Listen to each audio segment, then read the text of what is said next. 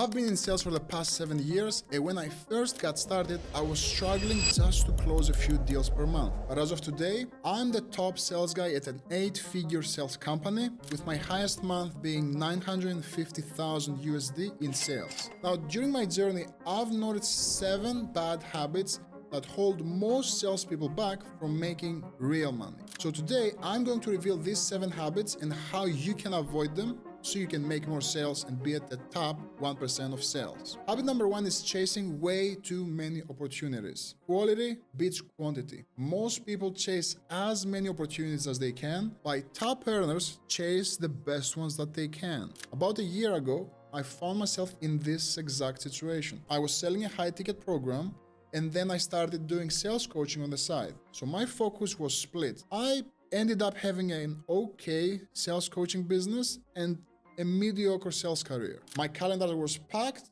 but my checks were too small. I made just enough to keep going, but not enough to win big. And then I made a critical decision. I went all in with my sales coaching career, and I burned my sales coaching business to the ground. I hunkered down and I went all in. The result? I hit 950,000 in sales in one single month. And all of that came from being able to stay focused. So for you, stop chasing everything at once. If you want to truly succeed in sales, can't be a job shipper, a copywriter, an agency owner. Only need to focus on sales. So look at your current projects and the ones with the biggest payoffs and put all your skill set behind that. So when new opportunities come up to you, ask yourself, will this bring me a step closer or further towards my goals? If not, just say no. Be tough about blocking distractions and new obsolete opportunities, because money grows where attention goes. Habit number 2 is talking instead of listening. Your ears will make far more money than your mouth ever will. I used to think differently. I'll be the first to admit that. Selling was about having the perfect words to convince people to buy, but I ended up being broke. So I would walk into calls with a pre-planned script, I would talk at them instead of with them, and I would leave exhausted and without sales. So what I want you to do is practice active listening, but don't just listen to what they say. Listen to the emotion behind their words. Focus on understanding rather than just responding. When prospects talk, stay quiet and take notes. And if you sense hesitation, just ask, what concerns do you still have? Make it your mission to uncover the real problem, not just the first one that they mention. When I stopped treating sales calls like speeches and pitches, and I started treating them like detective work, I began closing deals a lot faster. Talk less, earn more. Habit number 3 is selling the tool, not the transformation.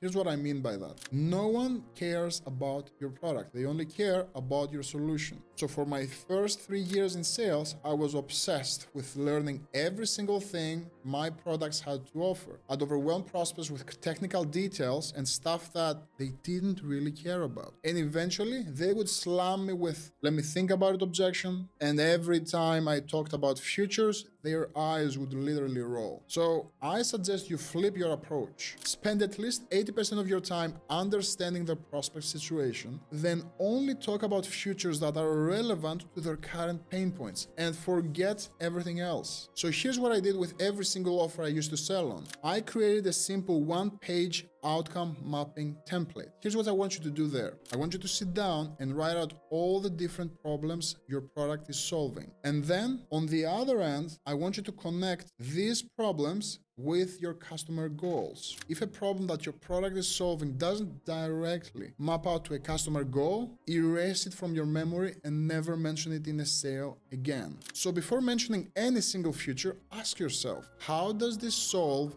their specific problem? And if you can't answer that question clearly, just don't mention it. The day that I stopped selling what it is and started selling what it does for you, that's when my commission checks start adding zeros. Futures tell, while benefits sell. Habit number 4 is trading time for money. Look, your time is limited. Your value isn't. So stop acting like an employee and instead start acting as a CEO, even if you're working for someone else. 99% of salespeople fall into the same trap. They treat their job their sales job as a normal 9 to 5. They clock in, aim to hit their daily targets, and then they clock out. Now, that's not bad, but that's not how you become part of the top 1%. The mindset shift that I had to make, and the reality is, you're a business owner instead of a business. So the name of the game is how many sales can you really make? The more money the business makes, the more money you can make.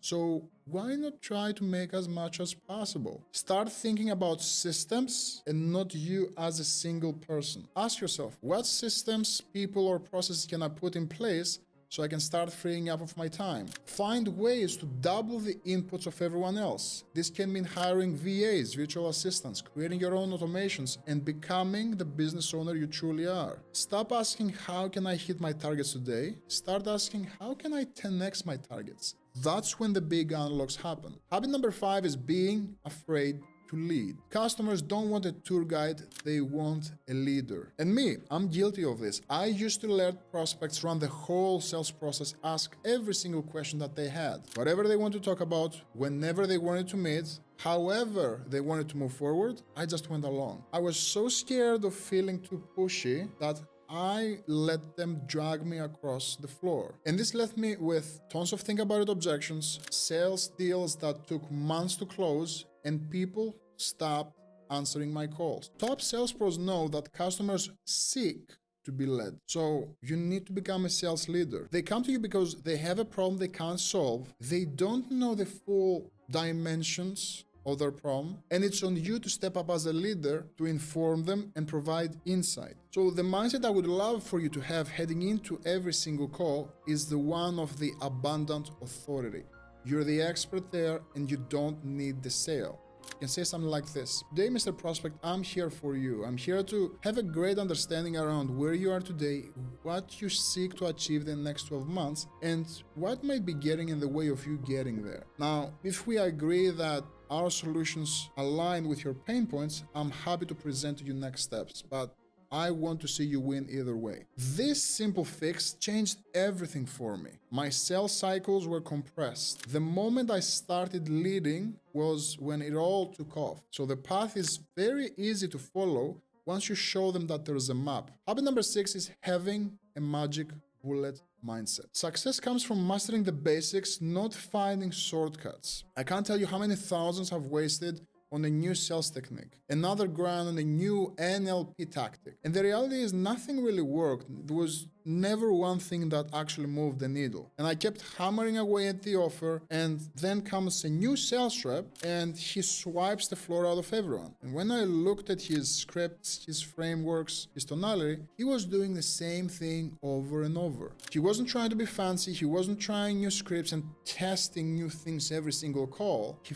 found out one approach, super boring, but it worked. And while I knew 100 techniques poorly, he knew 5 techniques flawlessly. His secret wasn't what he did, but how consistently he did it. So what I want you to do is identify the 5 core activities that drive your sales success. Script them, practice them, measure them. Do these 5 things relentlessly every day for 60 to 90 days without adding anything new.